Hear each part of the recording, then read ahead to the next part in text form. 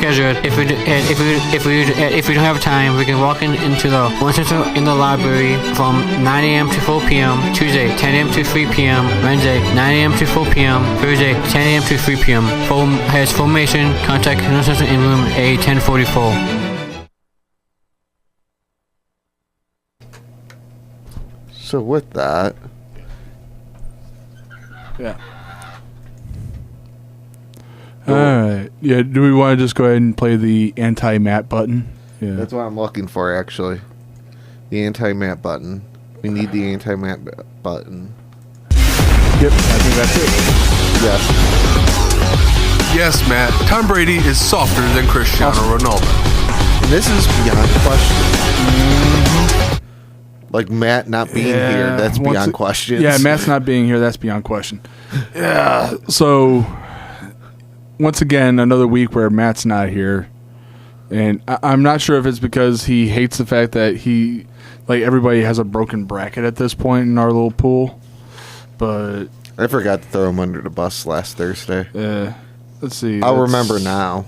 I think this one's Tim's. The only team he still has in the big dance is Villanova.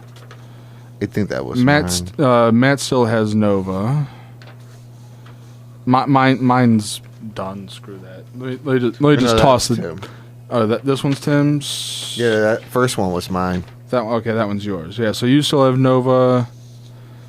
Yeah, Tim still has Nova. Okay, so yeah. Whoever would have thought Chicago would come out of nowhere? Exactly. Yeah, I mean, it's an amazing story, if anything. It's very true in that, so I get props there. It's like I'm going to go ahead and just crumple up my my bracket because it's completely useless now. I'm looking at these other ones. Who else? Did anybody else have? No, I was even the only person to pick Loyola to the Sweet 16, so I'll take that. Here, I got a question for you. Oh, good for you! And how was it? So how was it, Tom? Yeah, how was it? Yeah, but there's some other ones in here that are just some other brackets got completely broken. So. I didn't see Michigan making it past the second round. Yeah, I don't think anybody really would have. No. But except Gagliardi. Yeah, Gagliardi is the only person who has Michigan still. He hasn't actually won the entire thing, correct? According to that bet now, yeah. Yeah, okay. Yeah, so he had somebody else besides Michigan winning. Yeah. Who? Who did he have winning the entire thing?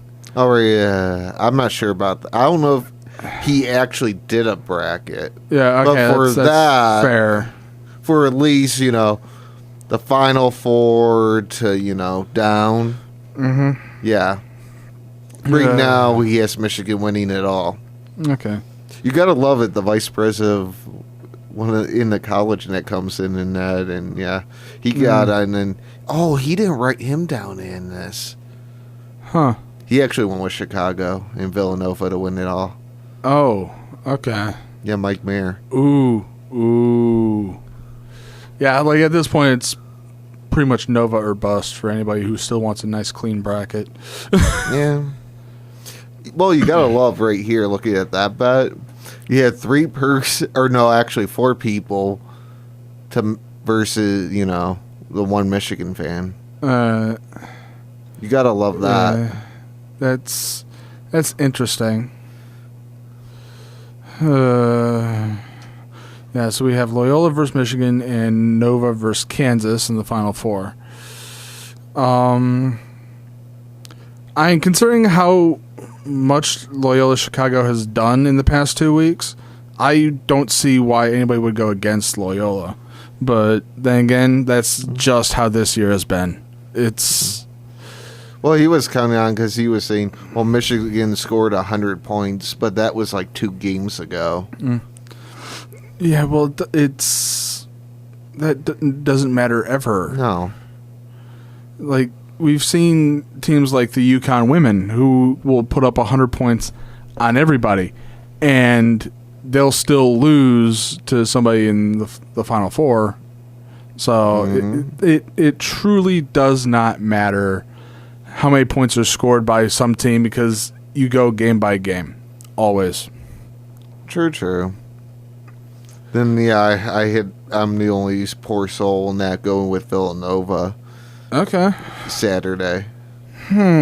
That's yeah, in the case of Villanova, Kansas, I'm not entirely sure on who I should be going with, but I would still go Villanova just because they're a little less done up than Kansas. It'll be a good game, though. Oh yeah, that'll be an amazing game for yeah. sure. But I It'll know, be close. yeah, everybody will still be watching Loyola versus Michigan rather than Nova versus Kansas because Loyola Chicago's made it this far, and everybody wants to see them. Pretty much. For, I guess, some weird reason, Stephen A. Smith said Chicago should be not even in the bracket. Yeah, well, he's a blowhard. That's what ESPN pays him for. Yeah. You know, everyone wants to see that Cinderella story. Come on, man. Yeah, like, just really Stephen A. Smith? Oh, that Loyola shouldn't have even been in the bracket. Who would you want to have seen in the bracket, Stephen A.? Like, please. Enlighten us. I hate his opinions a good chunk of the time when Oh, he yeah. opens his mouth. Yeah, I do too. I So- have not been the biggest fan of Stephen A. Smith for a while. And it's not just because of his hate of LeBron James. He has some of the most outrageous thoughts on sports. He's essentially just a troll hired by ESPN. Yeah. Not like he's so really like gun-ho of, if you don't accept his opinion, yeah. Well, enough people I know are like that. Yeah. If you don't care about their opinion, then they'll just go ahead and hammer you blow by blow with their opinion until you believe it. That's never fun, ever. That's why when he had that, because didn't he have his like own 1 hour show at one point in time that, Yeah. I just never That watched completely it. bombed. Yeah, ESPN totally got rid of the fact that Stephen A. had. It's almost like ESPN doesn't even want to recognize that Stephen A. had his own show at one point and completely blew it. Pretty much. Because I remember that there was actually a competition that ESPN had done. It was like 12 different commentators and stuff, and Stephen A. ended up winning it, and that got him his own show, and he didn't do well. The show barely lasted even a year, but they still hired him on because Yeah. they still want to get the most out of Stephen A. Smith as possible at $3 million a year. Really? I even looked it up. He makes $3 million a year from ESPN. God. Why? That's the first thing that comes to mind. Why? Just let's put it this way. ESPN has a bunch of really good talent that doesn't really get a lot of focus. But then you also see how much money they're just wasting on Stephen A. Smith. Oh my God. It's horrible. It's just flat out horrible. Yeah. It's nobody understands it. And Now I don't understand it. yeah. That makes me a little bit sick deep down inside. It makes everybody sick. Anyway, do we want to go back to the brackets? Take a look. So at who do this? you have going all the way as of the current second? I'm gonna go Nova versus Loyola in the final, with Nova winning it all. Okay. Good choice. I'm there. Sure, it was completely my fault that I even had that I had 2 Big Ten teams into the Final Four, and neither of those two teams made it. I had Michigan State and Purdue, with Michigan State winning it all. That was a very bad call on my part. Yeah. But whoever thought... But I don't think anybody would have seen Michigan making the Final Four anyway. No, really, I would... State and Purdue, really. Yeah. I would see them whittling down. I did not see Michigan go, and I'm not going to lie there. But it's not that anybody's bracket really mattered after the first round because of Virginia. I would feel just about everybody outside of the different colleges that were playing would have had Virginia going not just to the Final Four, but possibly to the finals. And they completely ruined that. What did I have? No, it looks like you didn't have Virginia in the Final Four, which helped you. But Yeah. you had Cincy. Yeah, up in this bracket. Uh, I think you had Cincy over Virginia in the Elite Eight. yeah. Yeah. Sort of happened. It's like it happened. Now we have to get past it. Pretty much. Yeah. But now, of course, Virginia has to live in infamy as the only number 1 team to fall to a 16 seed in the tournament. Until it possibly happens during another crazy year. Yeah. And that, I never thought that was going to happen, to be honest with you. Well, Especially going 31-2. Yeah, I do remember saying when we were filling out the brackets that if there were a year for a 16 seed to knock off a 1, that this would be the year. Yeah, that's true. It's just that I called the wrong number 1 to lose that. Actually, I didn't even call a 16 over a 1 upset in the bracket. But that's dang it, Virginia. And who would ever expect Chicago? Because Yeah. within the past, 5 years, you could never, say, hey, Chicago's been in a tournament before. Right. Yeah, because Loyola Chicago. All right. Well, let's see. They're the 4th 11 seed to make the Final Four, I think. along with, I believe it was VCU in 2011, George Yeah. Mason in 2006, and then it was LSU in 85, and those were the last 3 times that 11 seed made the Final Four. So it doesn't happen necessarily too often, but it's been happening more often in the past few years. Very true. Yeah, that sort of blew me. Yeah, the whole addition of Loyola Chicago into the Final Four. And let's see, and yeah, Tim's bracket, aside from Nova, is completely busted. Because he had Zaga and Michigan State in the Final Four, along with Virginia. And then, let's see. I never thought Gonzaga was going to go down. Wait, when did they go down? I'm trying to remember that one. I can pull that up in just a second, actually. Let's see. Because, let's see, it was... I think Gonzaga beat OSU and then maybe lost to Florida State. I'm not sure. Yeah, Florida State. Okay. And then everybody else in the brackets picked, whether it was Matt who picked UNC over Michigan, or Tim who picked UNC over San Diego State, because he went with the whole... no, wait. Yeah, San Diego State was going against Houston, but Houston beat them.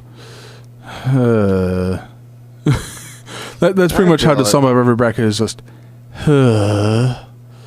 Well, the funny thing is, if you look right now, I'm going to throw Michigan under a bus just a little. Okay. So Texas A&M, they don't have that great defense. Okay. So they get 100 points.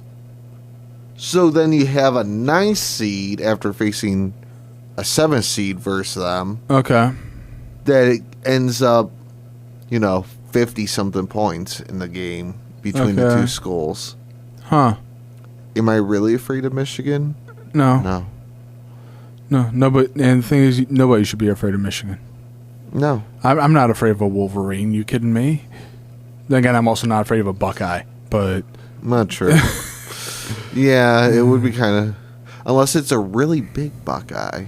yeah, but If it was, one of my- like a 1-ton Buckeye, I think you would be a little afraid of that. Yeah, I'm looking at this bracket again and looking at Matt's bracket here. Oh goodness. Yeah, I'm gonna rag on Matt pretty hard for this one, just because 1, he's not here. 2, he had Arizona making the final, not just the Final Four, the final, and they got knocked out in the first round by Buffalo, which was another one that I had called correctly. It's like he believed a little too hard in DeAndre Ayton, to be fair. Because I just It's like, remember you, one like, do thing. not, like in my estimation, you only pick a team that has a very strong player who's likely going to go out for the draft 25% of the time. True. Because that's kind of what happened with Duke. Because Marvin Bagley III, he's still good. But you don't pick somebody like Arizona with DeAndre Ayton or... Plus, they had I thought, possible sanctions or whatever that were going to come down upon them. Yeah. That's the other turnoff of that's why I had them going out the first round. Yeah. There was So- too much weight on University of Arizona there. So, yeah, to be honest, that was sort of that determinative factor of it. Yeah, but the other one that I found interesting was that Syracuse made it quite a good ways. And Syracuse was in the Sweet 16 after after having to be in the play-in game. That was the biggie, is that they were in a play-in game to just make the final tournament. Yeah. And they made it to the Sweet 16, and good for them. Because that was, what, 2-3 years ago when they, were in March Madness, that they were going to those overtime games and all that back-to-back and that. Mm-hmm. For some weird reason, their basketball program's actually jumping out there. Yeah, well, Recently. Syracuse has had a generally good basketball team every single year. The problem is that they've had sanctions recently, and they had to make up for it. So, But good for Syracuse to overcome that. Yeah, I do give them props there, for sure. So. But whoever would have thought we would actually have a 1-versus-1 out What do of you this. What do you mean? Kansas and Villanova. Oh, yeah, that was rather awkward. But of course, you have an 11 taking on a 3 seed in the other other side of the bracket. But Weird year this year. Yeah, here's the key: you can't call either of the two teams on the other side of the bracket, whether it's Loyola or Michigan, a pushover for somebody like Villanova or Kansas. Because both of those teams have had to, especially Loyola, have had to come a long way just to make this tournament. Very true. I could see it. But if sort of looking at it in a little bit of a way, I would have never seen, them go over Nevada or Tennessee or really Miami. I sort of seen that. I easily saw that they would go over Miami. Because Miami's not that great. Miami's not a basketball school; they're a football school. So those were sort of that two shocker. Then with Kansas State in a way too. So yeah, like Loyola.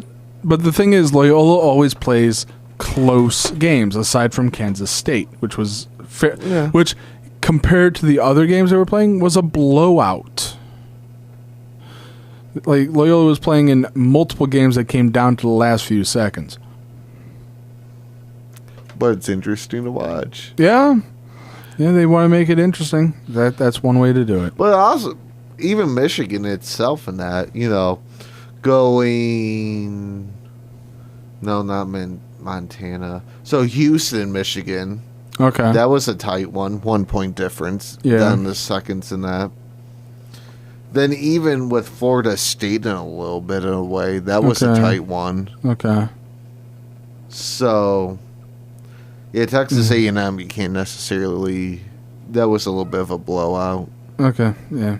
So, in a way, they sort of have sort of that same little bit of track record, except Montana, even though... It's Montana. Well, 61-47. It is a little bit of a big margin, but the other thing is Montana's not really that school of, basketball. Right. Well, I don't know what Montana's good for anyway, aside from just open plains. Open plains and mountains. I can't argue that. Yeah. So, yeah. True. I give you that. Okay. Do we want to move on from the brackets, talk something else? Or Yeah, I can. You got baseball in that. That's Yeah. starting. who do the Indians face for opening day? Trying to remember. You want actually opening day here or Well, opening day baseball. opening day regular season? Mariners. Mariners? All right. That's today Yeah, there we go. at 10 p.m. All right, I might actually watch that game then, just because I'll actually be up around that time. It's like, yay. Then Kansas City is next Friday. Okay, and that's at Here. home. Okay. Yeah. That's Indian. That's Progressive Field opening day. Got it.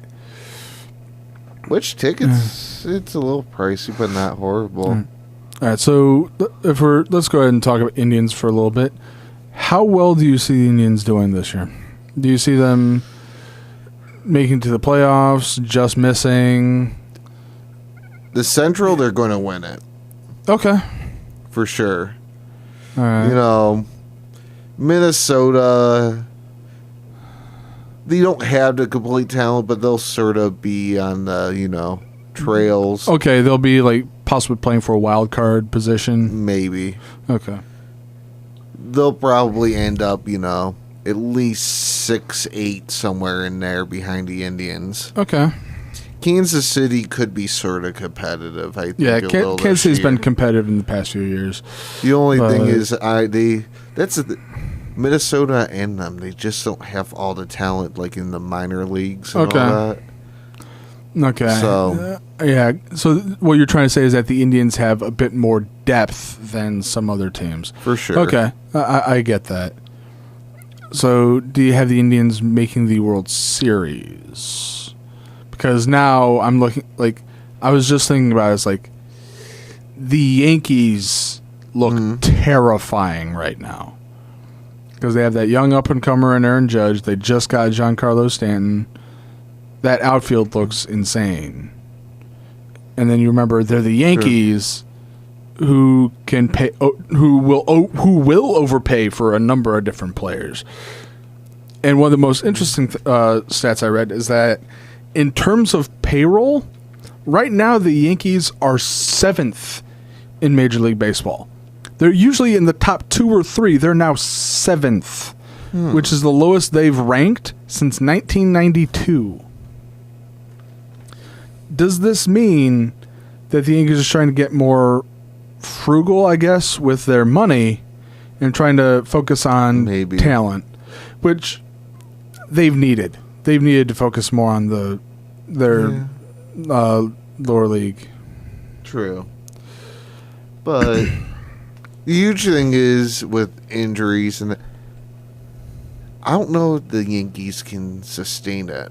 Okay. If they hit the first times, nothing. If they get those right injuries and that, Yeah. I don't know. I mean, that's another one of those things is that the Indians last year had a number of injuries, but the year before we had all of our starting pitching too. yeah, the year before when we still made the World Series and were essentially focusing on Corey Kluber to do everything, and barely even had Trevor Bauer for that World Series. And now Trevor Bauer, and then last year Trevor Bauer played out of his mind. He struggled But- at first. Yeah. But But I don't expect the same year from Trevor Bauer this year they did last year. I expect teams to know what Trevor Bauer's coming at them with. And this, I'll still say that the Indians will win the AL Central because the Indians haven't necessarily had a whole bunch of losses and had some gains. Losing Carlos Santana to the Phillies kind of hurts, but and Jay, he was and yeah, Jay Bruce. That's sort of a hurt. Yeah, but we've also had a whole bunch of people in our outfield before. We usually platoon anyway. It'll just put more time for Tyler Naquin, who I felt should have had more time last year. But our pitching staff, it's good. It Yeah, the would have pitching been staff's amazing, quite the frankly. back end of that, bullpen, and it's good. It would have been more frightening if they had, Shaw and Smith again Okay. that left. All right. Just imagine. Oh wait, we that, no longer have Brian Shaw. Okay, good. He signed. I am happy with that. I am so happy that I hate Brian Shaw. He wasted so many games for the Indians in the last few years that I just don't care for him anymore. He was sir.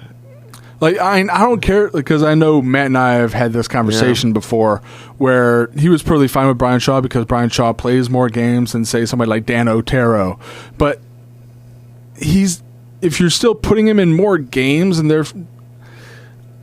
I feel like Brian Shaw has wasted more games for the Indians than anybody else, and that's like there's just I don't like the track record at all for some parts of our bullpen. Brian Shaw was one of those parts. We have now gotten rid of him, and I'm happy with it.